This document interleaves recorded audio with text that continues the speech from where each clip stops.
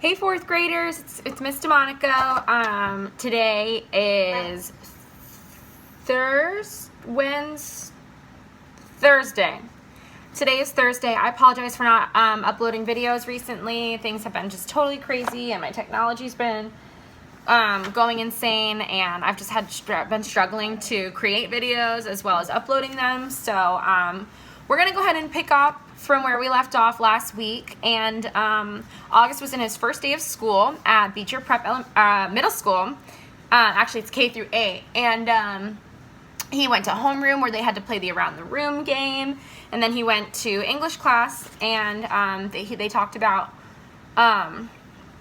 his English teacher talked about having a precept. So now we're going to see what happens when August goes to lunch. So I'm actually going to read 2 chapters because they both are in the same setting, which is the lunchroom. And let's see what happens to August on his first day of school at lunch. Here we go. Via had warned me about lunch in middle school, so I guess I should have known it would be hard. I just hadn't expected it to be this hard. Basically, all the kids from all the 5th grade classes poured into the cafeteria at the same time, talking loudly and bumping into one another while they ran to different tables. One of the lunchroom teachers said something about no seat saving allowed, but I didn't know what she meant, and maybe no one else did either, because just about everybody was saving seats for their friends. I tried to sit down at one table, but the kid in the next chair said, sorry, but somebody else is sitting here. So I moved to an empty table and just waited for everyone to finish stampeding, and the lunchroom teacher to tell us what to do next. As she started telling us the cafeteria rules, I looked around to see where Jack Will was sitting, but I didn't see him on my side of the room. Kids were still coming in as the teacher started calling the first few tables to get their trays and stand on line at the counter. Julian, Henry, and Miles were sitting at a table towards the back of the room. Mom had packed me a cheese sandwich, graham crackers, and a juice box, so I didn't need to stand in line when my table was called. Instead, I just concentrated on opening my backpack, pulling out my lunchbox, and slowly opening the aluminum foil wrapping of my sandwich. I could tell I was being stared at, even without looking. I knew that people were nudging each other, watching me out of the corner of their eyes. I thought I was used to those kinds of stares by now, but I guess I wasn't. There was one table of girls that I knew were whispering about me because they were talking behind their hands. Their eyes and whispers kept bouncing over to me. I hate the way I eat. I know how weird it looks. I had a surgery to fix my cleft palate when I was a baby, and then a second cleft surgery when I was 4, but I still had a hole in the roof of my mouth. And even though I had jaw alignment surgery a few years ago, I have to chew food in the front of my mouth. I didn't even realize how this looked until I was at a birthday party once, and one of the kids told the mom of the birthday boy he didn't want to sit next to me because I was too messy with all the food crumbs shooting out of my mouth. I know the kid wasn't trying to be mean, but he got in big trouble later, and his mom called my mom that night to apologize. When I got home from the party, I went to the bathroom mirror and started eating a saltine cracker to see what I looked like when I was chewing. The kid was right. I eat like a tortoise. If you've ever seen a tortoise eating, like some prehistoric swamp thing.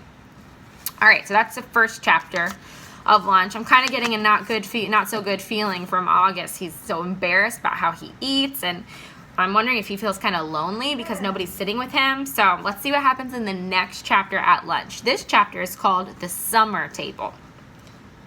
Hey, is this seat taken? I looked up, and a girl I never saw before was standing across from my table with a lunch tray full of food. She had long, wavy brown hair and wore a brown t-shirt with a purple peace sign on it. No, I said. She put her lunch tray on the table and plopped her backpack on the floor and sat down across from me. She started to eat the mac and cheese on her plate. My favorite food. Ugh, she said after swallowing the first bite. I should have brought a sandwich like you did. Yeah, I said, nodding. My name's Summer, by the way. What's yours? August. Cool, she said.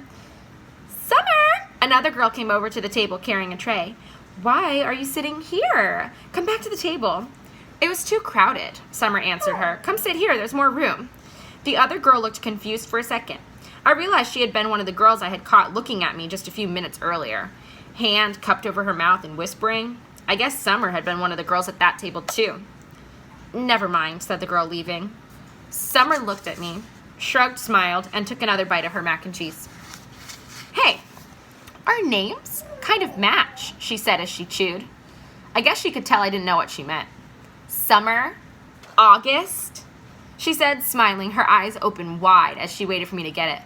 Oh, yeah, I said after a second. We can make this the summer-only lunch table, she said. Only kids with summer names can sit here. Let's see. Is there anyone here named June or July? There's Amaya, I said. Technically, May is spring, Summer answered, but if she wanted to sit here, we could make an exception. She said it as if she'd actually thought the whole thing through. There's Julian. That's like the name Julia, which comes from July. I didn't say anything.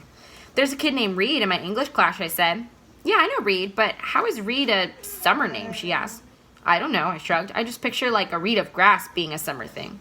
Yeah, okay, she nodded, pulling out her notebook. And Miss Petosa could sit here too. That kind of sounds like the word petal, which I think of as a summer thing too. I have her for math. I have her for homeroom, I said. I have her for math, she answered, making a smile. She started writing a list of names on the second to last page of her notebook. So, who else? She said.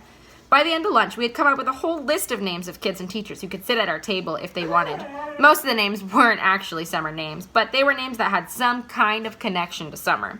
I even found a way of making Jack Will's name by pointing out that you could turn his name into a sentence about summer, like Jack will go to the beach, which Summer agreed worked fine. But if someone doesn't have a summer name and wants to sit with us, she said very seriously, we'll still let them in if they're nice, okay? Okay, I nodded, even if it's a winter name. Cool beans, she answered, giving me a thumbs up. Summer looked like her name. She had a tan, and her eyes were green, like a leaf. All right. That is 2 chapters of Wonder about lunch. And I want to hear, sorry about my doggy whining in the background. I want to hear what your thoughts are, 4th graders. Do you relate to the kind of experience where you don't know where to sit at lunch, or you didn't have anybody to sit with? What do you think about summer? I just want to know what you were thinking during this chapter, and I'll see you tomorrow for the next chapter of Wonder. Bye, 4th graders.